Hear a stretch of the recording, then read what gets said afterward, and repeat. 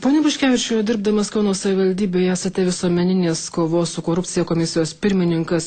Kokios turite patirties, ką nuveikite šioje srityje ir kokius veiklos būdus, metodus galėsite pritaikyti, jeigu taptumėte Seimo nariu? Dabar aš nesu, aš buvau 95-ais kovos su korupcija visuomeninės komisijos. Tačiau ką jūs per tą laiką padarėte? Taip, pirmininku.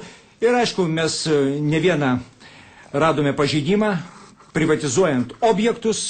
Taip pat neteisėtai atsiimant žemę, daug pavyko pasiekti, kad kreiptis į mūsų teisėsaugos institucijas, kad būtų sustabdyti. Ir aišku, jeigu papulsime į Seimą, tai ir toliau kovosime šią linkmę.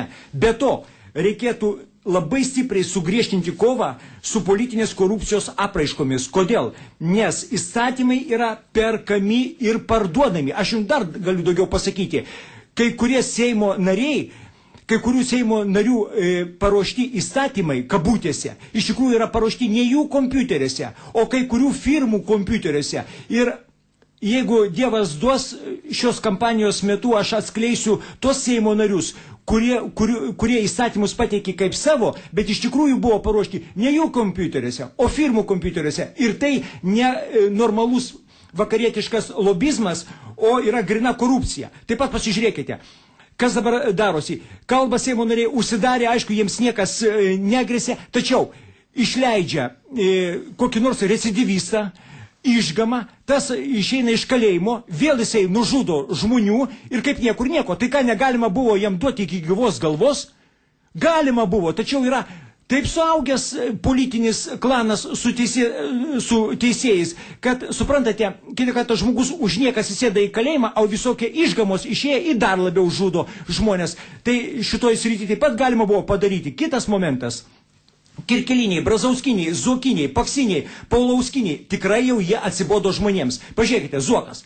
Pripažintas abonentų. Tai ką dabar, jeigu mes balsuosime, tai išrinksime visą Seimą abonentų knygą. Tai čia bus išrinkta Seimo abonentų knyga. Dabar Paulauskas, ne?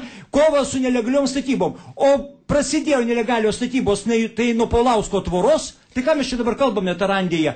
Tai pradėkime nuo savęs pirmiausia. Pone Buškevičiau, galbūt mes akcentuokime daugiau jūsų programą ir tos siekius, kaip galima visą tai paveikti žmonių labui, įgyvendinti ir panašiai. Pone Astra, kaip Jūs manote kovoti su politinės korupcijos apraiškomis? Žinot, Jūs kalbate apie programą. Programą įgyvendinti valstybės mastu gali tik nekorumpuotos jėgos.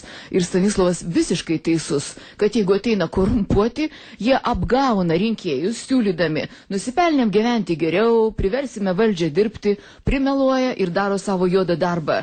Dėl politinės korupcijos, tai aš ir rašiau nemažai ir mes puikiai žinome, kad pirmiausiai reikia vis tik tai įveikti tą ilgametį melą.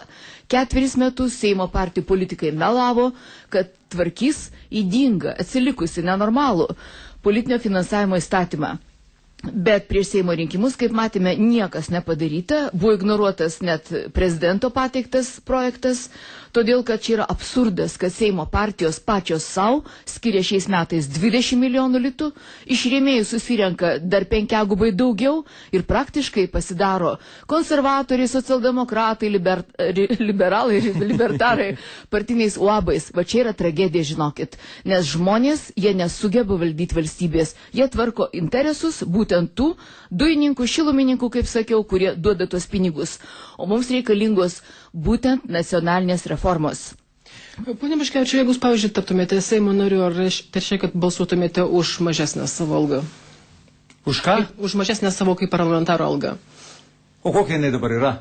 6,000, nesvarbu, kaip priklausomai nuo priedų, aišku. Kanceliarinėms išlaidoms duoda dar daugiau. Kanceliarinėms išlaidom. Suprantate?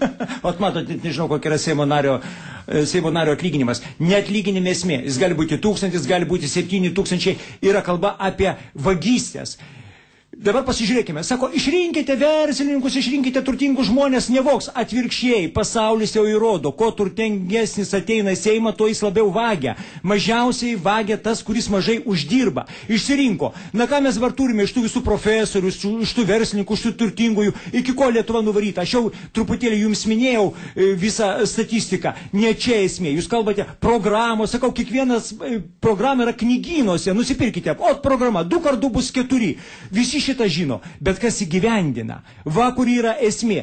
Dar kartą sakau, galima baigti kelis aukštosius, būti profesorių, bet jeigu tu voksi, yra peilis, ne? Peilį gali turėti šeimininkė ir gali nusikaltėlis. Šeimininkė pjaustys duoną, o nusikaltėlis juo nudurs. Todėl ir bando tautą nuvesti prie visokių programų, prie profesorių, prie kitokių, tam, kad apmulkinti, reikia rinkti sąžiningus žmonės. Sąžiningus. O sąžiningas ir žinos, kaip daryti. O ne tos, kurie atseit protingi, o iš tikrųjų žino, kaip prieiti arčiau prie lovio ir apsivogti. Pone Astra, tačiau jeigu nebus palaikymo, pavyzdžiui, ponas Buškevičius buvo mišrioje Seimo narių grupėje, jeigu nebus palaikymo, neturėsite daugumos Seime, jūs manote, kad tai galima įgyvendinti savo programas? O žinoma, todėl, kad kas siekia, tas visada pasiekia. Mūsų tikslas, kaip sakiau, nacionalinių permainų programa ir tai yra taškas. Mes nenorime smukti ekonominę duobę. Ir vat jūsų klausimas buvo labai teisingas. Dėl darbo užmokesčio. Vienas kertinių mūsų nacionalinių permainų programos už stiprią Lietuvą punktas, tai yra būtent specialistų darbo užmokesčio reforma. Dabar viskas apversta aukštinkojam. Viršininkai, pareigūnai turi atskirą įstatymą, uždirba 10 000 litų. Specialistai kvalifikuoti, gydytojai, mokslininkai, bibliotekininkai, jie gauna varganus grašius, kurios sugraužia dabar infliacija. Tai yra esminis atsilikusios Lietuvos socialinės politikos skirtumas, nes pastaraisiais 10 metų, kai kilo ūkis, dabar jau jis lėtėja, tai niekas atlyginimų nereformavo. Ir emigracijos tai yra šaltinis. Emigracija tai yra nusikaltimas prieš Lietuvą. Ir praktiškai reikia teisinės reformos, nes yra dabar supriešinti įstatymai. Specialistų vidutinės grandies darbo užmokestį lemia tik ministro įsakymas, švietimo ar mokslo ar sveikatos. Dabar aukščiausi pareigūnai apsirūpinę atskirų įstatymų. Yra pareigūnų, politikų, teisėjų įstatymas, atskiri koeficientai, priedai, priemokos. Tai yra nenormalu. Tai yra feodalinės sistemos palikimas.